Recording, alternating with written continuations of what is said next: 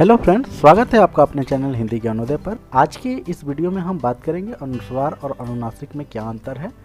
तो चलिए ज़्यादा समय न लेते हुए सीधे हम अपने विषय पे चलते हैं। अनुस्वार के उच्चारण में मुख से कम और नाक से अधिक सांस निकलती है। यानी जब हम बोलते हैं, जब कभी भी किसी अनुस्वार युक्त शब्द का उच्चारण करेंगे, जैसे कि अंग, रंग, भंग, अंश इत्यादि, इस तरह के जो भी शब्द होंगे उनका जब हम उच्चारण करते हैं तो हमारे नाक से सांस की मात्रा जो है अधिक निकलती है और मुंह से कम होती है। लेकिन जब अनुनासिक यानी चंद्रबिंदु का जब हम उच्चारण करते हैं तो उसमें ये क्रिया बिल्कुल विपरीत होती है। यानी वहाँ पे आपको मुख से अधिक और नाक से कम सांस निकल, जैसे गांव, नाव, आँख, चिड़िया, इस तरह के आपको देखने को मिलेगा। आगे अगर हम देखें, अनुस्वार की ध्वनि प्रकट करने के लिए वर्ण पर बिंदु लगाया जाता है, क्योंकि यह एक व्यंजन ध्वनि है। अनुस्वार जो है एक व्यंजन ध्वनि है जिसके लिए आपको बिंदी का प्रयोग किया जाता है। लेकिन अनुनासिक की ध्वनि प्रकट करने के लिए स्वरों पर चंद्रबिंदी का प्रयोग किया जाता है। अनुस्वार का प्रयोग तद्भव और तत्सम दोनों शब्दों में किया जाता है। जैसे मंत्र, यंत्र, दंत, ये ऐसे जो भी शब्द हैं जो कि तद्भव हो या तत्सम हो, दोनों में होता है। लेकिन चंद्रबिंदु पे हम ध्यान देंगे कि चंद्रबिंदु का प्रयोग जो है वो केवल तद्भव शब्दों में ही किया जाता है। ये संस्कृत में चंद्रबिंदु का प्रयोग आपको नहीं मिलता। जैसे कि पाँच, बाँच, आंगन, गांव, सांचा, इस तरह के जो शब्द होंगे वो सारे के सारे तद्भव होंगे। तो यहाँ से हमें एक और चीज़ जानने को मिल रही है कि ऐसे शब्द जिनमें चंद्रबिंदी का प्रयोग किया गया है वो तद्भव शब्द होते हैं। तो ये आप विशेष रूप से ध्यान रखेंगे, क्योंकि बहुत सारी परीक्षाओं में ऐसे प्रश्न पूछे जाते हैं। अगर हम आगे देखें तो अनुस्वार का उच्चारण स्वर के बाद होता है। स्वर के बाद होता है, यानी जैसे हम कहते हैं, अगर कहें कंघी, तो क के उच्चारण के बाद ऊपर में जो बिंदी है उसका प्रयोग होता है, और अनुनासिक में दोनों साथ में होता है।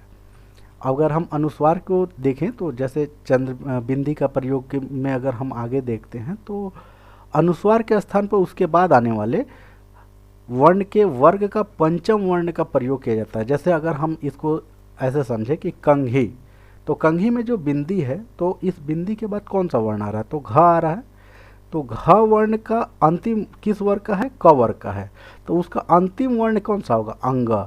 तो ये बिंदी जो है यहाँ पे अंगा का उच्चारण। उसी प्रकार अगर हम चंपा में देखें तो चंपा में च के ऊपर बिंदी है और अगला वर्ण क्या है, प।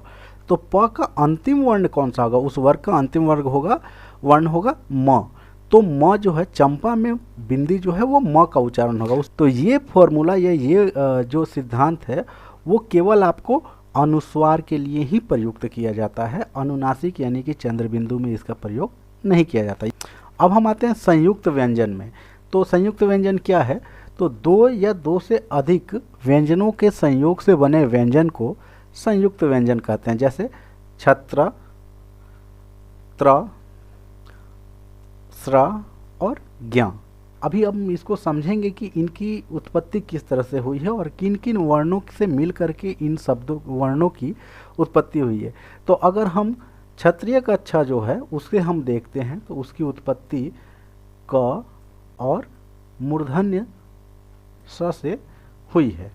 मूर्धन्य स से इसकी उत्पत्ति हुई है। इन दोनों के मेल से जो है कि ये क्षत्रिय का जो छ बनता है वो हुई है, उसकी उत्पत्ति हुई है। अगर हम त्र को देखें तो इसमें त और र के योग से इसकी उत्पत्ति हुई है। स्र में देखें तो तालव्य स और र के संयोग से हुआ, और ज्ञ में देखें तो ज और य के संयोग से इसकी उत्पत्ति हुई है।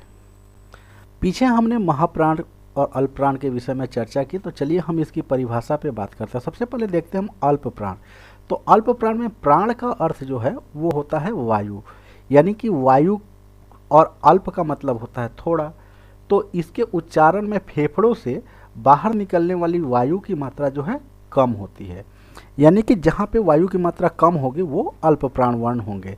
तो ये वर्ण कौन से हैं, तो प्रत्येक वर्ग, यानी कि क वर्ग में क, ग, अंग, च वर्ग में च, ज और य, इस तरह से प्रत्येक वर्ग में प्रथम, तृतीय और पंचम वर्ण जो होंगे वो होंगे आपको अल्प प्राण।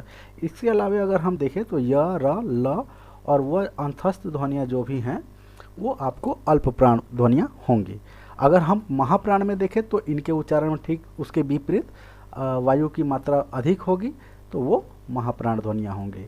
तो इसमें कौन कौन से वर्ण आते हैं, यानी कि प्रत्येक वर्ण का द्वितीय और चतुर्थ वर्ण जो हैं वो आपको इसमें आते हैं। इसके अलावे मूर्धन्य स, तलाव्य स और दंत स।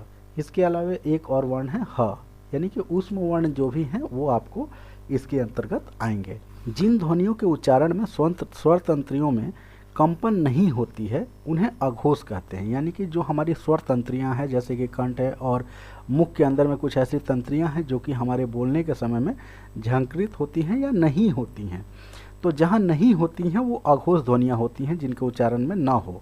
तो ये कौन है, तो प्रथम द्वितीय वर्ण जो होते हैं प्रत्येक वर्ग के, वो इसके अंतर्गत आएंगे। और इसके अलावा फ में देखिए यहाँ पे बिंदी है, यानी कि जो आयात वर्ण है वो उसके अंतर्गत फ, और मूर्धन्य स, दंत स और तलाव्य स जो है इसके अंतर्गत आएंगे। और जिन ध्वनियों के उच्चारण में स्वर तंत्रियों में कंपन होता है उन्हें सघोष कहते हैं, जैसे कि प्रत्येक वर्ग के जो बच गए तृतीय, चतुर्थ और पंचम।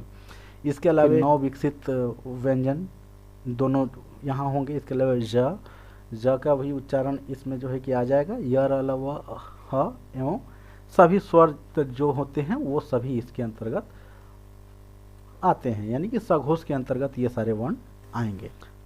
अगर इसमें कुछ महत्वपूर्ण तथ्यों को हम देखें, स्मरणीय तथ्य को देखें, तो व्यंजन द्वितीय क्या है, जब समान व्यंजन संयुक्त होते हैं तब व्यंजन द्वितीय कहलाते हैं, जैसे पक्का, कच्चा, रस्सी, इक्का इत्यादि। एक और महत्वपूर्ण जानकारी है जिसे हमें याद रखनी चाहिए, वो है हिंदी में 2 महाप्राण व्यंजन कभी भी द्वित्व होकर नहीं आते। यानी कि पहला व्यंजन हमेशा अल्प प्राण ही होगा, जैसे कि अच्छा में च क्या है, अल्प प्राण है, और छ जो है वो महाप्राण है। तो यहाँ पे देखिए, चाहे पत्थर हो या बुद्धू हो, मक्खी हो इत्यादि में क्या है, आपको पहला वर्ण जो भी आधा होगा या अधूरा होगा वो हमेशा जो है अल्प प्राण ही होगा। आगत व्यंजन किसे कहते हैं, वे ध्वनियाँ जो विदेशी भाषाओं से हिंदी में आई हैं जैसे उन्हें आगत व्यंजन कहते हैं, जैसे क, ख, ग, ज, फ। फारसी और उर्दू जैसी भाषाओं को के उच्चारण में इनका प्रयोग किया जाता है, जैसे कागज। तो इस तरह से जो है कि जो भी वर्ण और शब्द बनते हैं उनमें इनका प्रयोग किया जाता है। तो फ्रेंड्स, आज के इस वीडियो में इतना ही। मिलते हैं अपने अगले वीडियो में कुछ नए संदर्भों, प्रश्नों के साथ। तब तक के लिए बहुत बहुत धन्यवाद।